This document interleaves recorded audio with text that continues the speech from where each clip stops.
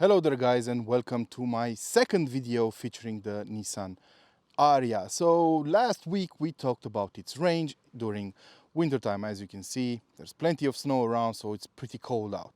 And the Nissan Ariya actually got very good results in that regard. So today we are going to do a thorough review of it, and I'm going to tell you all about this new Japanese model that in my book is pretty high in my personal favorites in this segment. So what is it? Well, this is Nissan's second purely electric car. It is a follow-up to the very popular Nissan Leaf.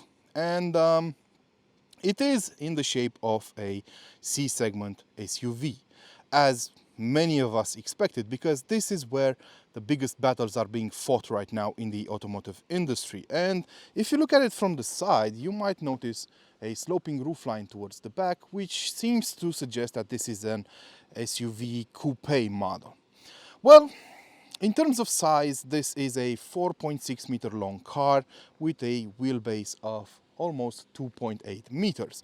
And that puts it straight into the C segment of the current day SUVs, and offers a lot of room inside as well. In terms of design, I think it looks absolutely fabulous. It's both aggressive and elegant and aerodynamic, a very hard trio to achieve. This front end is absolutely brilliant, and a lot of you will probably agree. And I especially like this color, this copper color, and this two-tone design. This is available on a number of models.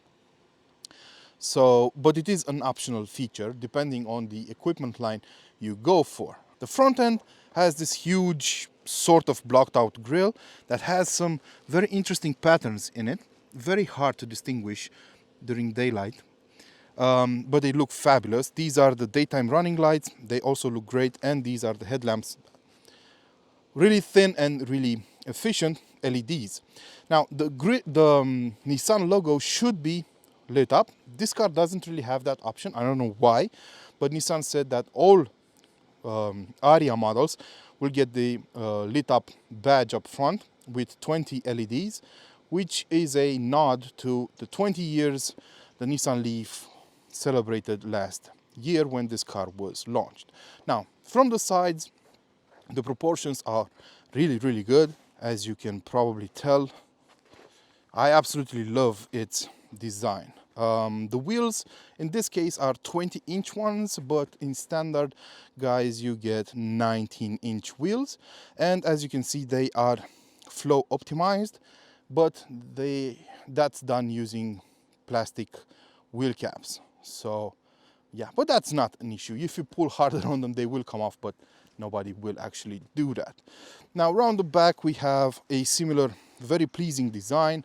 I love the fact that we have a light bar going from side to side, and the car actually looks great. We have the Nissan name written out over here in big letters with plenty of space between them. We also have a roof spoiler over here, and if you open the trunk, you can do that electrically using this key fob in theory, but it's not working right now, but I'm going to open it manually then. If you open the trunk, you have 468 liters of space on this model, but all-wheel drive models will get less space because they have an additional motor on the rear axle, and that takes up some of the space. But the biggest upgrade, I think, is the interior compared to the Leaf. This is a premium interior by all means, and by all standards. I find it extremely appealing. I love the fit and finish. So we have soft touch plastic over here on top of the rear door card. We have Alcantara leather over here, Napa leather on the armrest, and Napa leather on the rest of the interior. And it looks absolutely brilliant. Now, if you're wondering what's with these shape, Nissan says that these are inspired by NASA designs for their astronauts. They have been optimized in order to improve blood flow once you sit in these seats for longer periods of time. And to be honest, I sat in this car for about 8 hours yesterday, and I never had an issue whatsoever. So I think they work. So once you hop inside, you notice just how much room there is. I'm 6 feet tall, about 250 pounds, and the front seat has been adjusted to my comfortable driving position, and this is how much voice recognition. And this is how much room I have in the back. Plenty of knee room. Let's see what about the headroom. So I am touching, barely scraping the top of the roof liner, but I think that's pretty much okay for most people. What I like the most is the fact that we have a completely flat floor, so you can slide in between the seats easily. So I think you could accommodate 5 adults in this car easily. These are buttons for the heated seats and chargers for your phone. And I love the fact that we have a textile finish for the backrests of the front seats, not plastic like we see on many other cars. And this is the interior design up front. I think it looks absolutely brilliant, and it has some BMW iX vibes with that flat steering wheel. I mean, flat at the bottom and 2 spokes, and that general dashboard layout with 2 screens, which we're going to talk about in a second. These are the front seats with the same layout as the ones in the back, and the material quality up front on the door cards is the same. You can easily put 1-liter bottles of water in the door cards.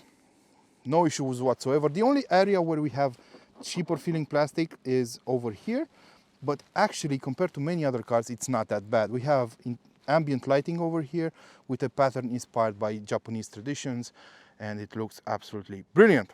Once inside, you notice just how good the build quality is.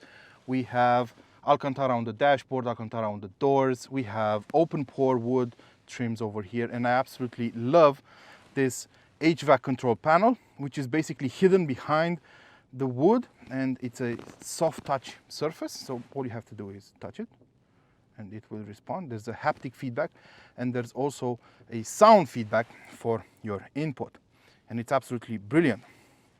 The same goes for the center console, where we have the same layout for the buttons. Absolutely brilliant. BMW calls this Shy-Tech, and I think Nissan has a name for it too, but I forgot it.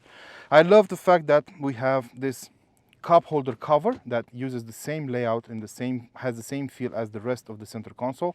We have a wireless charger over here, buttons for various functions from self-parking to driving modes and e-pedal driving mode, and this is the gear shift lever. Now, the cool thing about this center console is the fact that you can move it front and backward using this button. Quite awesome. So you can see this storage area under here, or in order to offer more room. And we also don't have a transmission tunnel up here, so you can move from one side to the other rather easily. I also like this volume button. It's big, it has a very good tactile feeling, and it's absolutely brilliant. Hazard lights, next, back button, they are activated by pushing or raising that area. This is the start button, and so on. So yeah, pretty great in terms of fit and finish. Buttons on the steering wheel, and we have 2 12.3-inch screens over here, which is basically my only complaint about this car. This infotainment screen has a lot of lag, input lag. It moves in frames, not a lot of frames. You can adjust it with all sorts of tiles. You have Alexa embedded in it, but it could work better. The resolution could definitely be better, and the hardware behind it too. Luckily, you have Android Auto and Apple CarPlay for it. They are via a wire right now, but I'm guessing we'll get a wireless version in the future, but they solve most of these problems. And then there's the instrument cluster, another 12.3-inch display, which works pretty great.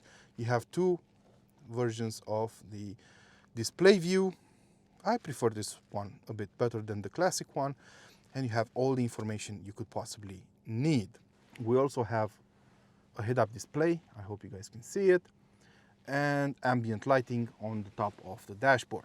That said, let's hop behind the wheel. I mean, I am behind the wheel, and let's take this car for a spin and see how it drives and how it handles.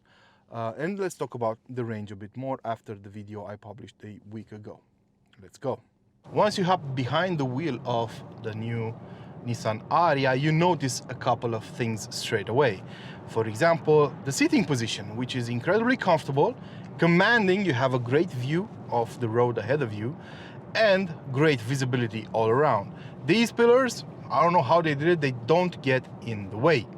The only issue in that regard is the rear area, where the rear window is a bit small because of its shape, and you have huge headrests in the back that do obstruct your view quite a bit.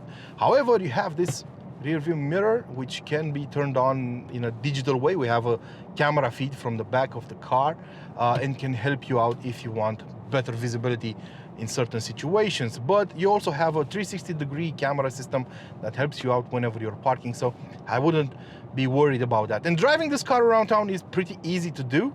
It's a comfortable car, well sound insulated, well refined, and I think Nissan learned a lot from the Leaf model that was a pioneer in this electrified world we're entering right now for a number of years. So the Leaf just turned 20 last year, so they did get a lot of experience in that regard. Around town, I would have preferred a tighter turning radius, which is right now 11.2 meters. So yeah, it could have been better for an electric car. Other rivals can do better, but it's not a huge issue. In terms of the suspension, well, we have a McPherson setup up front and independent multi-link setup in the back, which turns this car into a very comfortable ride overall. But it does have some issues over bigger potholes, and I think it could have been better insulated overall. You do hear a couple of jolts and a couple of thunks when you go over certain bumps. So there are better suspensions in this segment from other rivals. But it's not a huge issue, don't get me wrong. It's pretty much okay in most regards, but not perfect. I mean, which one of these cars in the C segment, the electrified C segment are perfect anyway? So overall, a good mix between comfort and sportiness, and in this regard the weight of the car does play a big role. I think this is one of the lightest cars with such a big battery in the segment and in the industry overall. Think about it. This car has a battery, a usable capacity of 87 kilowatt hours, in total 93 kilowatt hours. That's huge. That's close to 100 kilowatt hours, which are basically the biggest batteries you can get on electric cars right now. And yet this car only weighs 2,088 kilos, less than 2.1 tons. That is pretty impressive in my book, but we're going to talk about that later on. But since this is a light car, it handles pretty well.